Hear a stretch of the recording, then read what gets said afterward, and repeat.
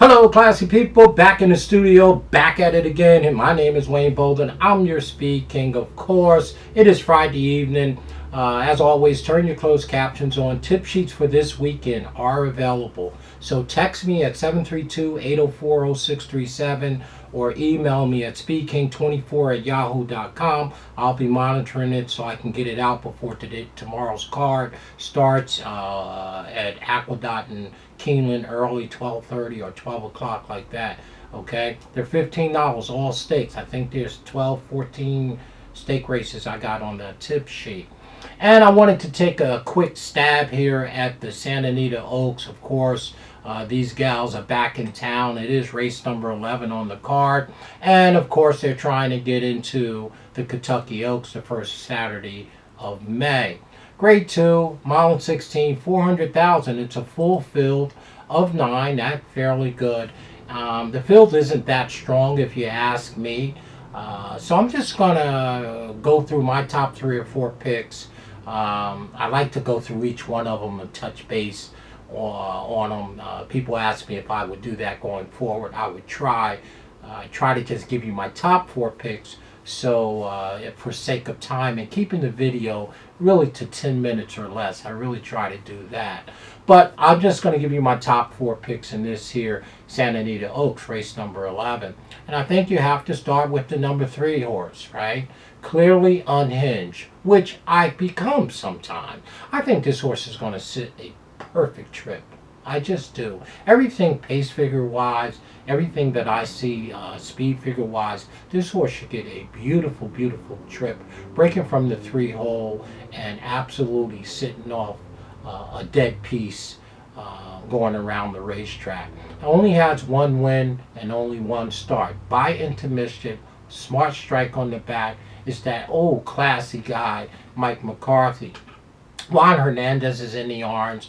The horse is stretching out from 6.5 to a mile and 16. Now, if this horse is on the muscle and he breaks on top, they'll never see which way this one went for sure. I don't care if the 1 horse thinks he's fast or not. I like the 3 horse a whole bunch in here for sure. I think Clearly Unhinged will be uncatchable sitting in the pocket seat if he waits. And Juan Hernandez knows what to do. We like the number 3 a bunch. Our second pick, well, he better be getting up because right behind him will be Window Shopping, and he will be sitting there shopping. Window Shopping is 4-1 on the morning line. Both of my top picks are 4-1 and 4-1. I like that a whole bunch in here.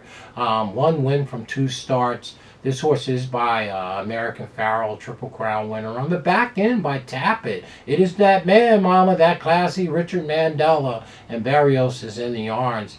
Flavian Pratt was on this horse last time, which makes us think Flavian might know something that the rest of us don't. And it looks like Mr. Pratt ended up on the favorite here, the number 5. That being said, I still think Window Shopping has a great opportunity to go forward off of that last race. The only knock is he's back in 22 days off of a maiden win. I'd usually like 4 to 6 weeks. Preference is 68 weeks, as I argue with the public on me resting horses. But that's just what it is. I like the number 6 horse as our second pick in here for sure. And our third pick is the horse that Flavian Pratt chose over the number 6, Window Shopping. The number 5, I think it's Faza? Well, Faza, let's just call it Faza. 4 starts, 4 wins. Hello. Can't knock that, right? So we all understand why Flavian Pratt took this one. He's training it, riding for Bob Baffert. And the horse is by Gerving, a smart strike on the back end. Obviously, never done anything wrong. Talented filly. Last race in the San Yasbo Stakes on the 5th of March. Back in 34 days. That's absolutely perfect. I still think he's not as good as my top 2 picks. But particularly the number 3 horse, Clearly Unhinged, but we'll see. Now, She does have more experience, and there's probably more room to improve. She's going to have to improve. I understand she's 4 for 4, the favorite in here, and each one of her speed figures got better. Her pace numbers stayed pretty much the same, but she's going to have to step up if she's going to catch the number 3 horse, and maybe even the 6 in here. But still being said, I guess she should be the favorite. I got her as my 3rd pick in here. She is a serious win contender. You don't need me to tell you that. She's 4 for 4. And our 4th horse, well, who did I round it out with? I rounded out with the number 8. Well, that didn't take long, did it? No. And tell me Nolies, right? Peter Miller, right? Well, we always got our eye on Peter Miller's horses for sure.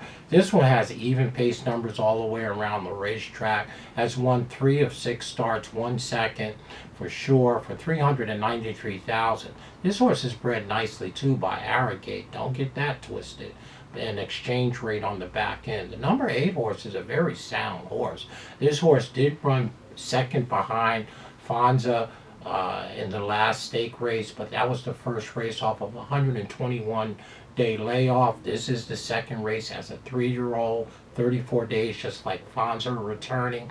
This horse could be a lot tighter, and when the money's on the line, you know Peter Miller does what he does. So there was just no way I wasn't going to have this horse at least on my top 4 picks in the Santa Anita Oaks. So in this year's Oaks, I think it's really all about the number 3 horse for me. I think this horse should sit right behind the number 1 horse as they turn into the first turn, and then just get the jump on the rest of the field. So for us, it's 3, 6, 5, 8 in that order. In this year's Santa Anita Oaks, we like the 3 and 6 much more than we like the 5, right? Who's the 9 and 5 favorite? With my boy Flavor in the yards, of course, right? So again, 3, 6, 5, 8 in that order. Let's see how we do.